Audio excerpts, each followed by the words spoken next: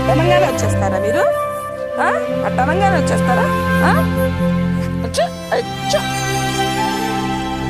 పాపము ఇది రాలేక కూర్చుంది, చూసావా? అబ్బా గీకమాకండి. ఒరు చిన్నగా కోలుకున్నామ్మా నువ్వు. నీకు ఇంజక్షన్ చేయించేసరికి కోలుకున్నట్టున్నావే. ఏంటిది ఆ చిన్ని? చిన్ని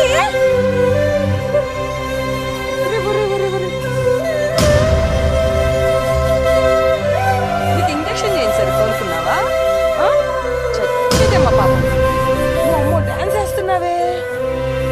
కాలు సరైందా? కాలు సరైందమ్మా.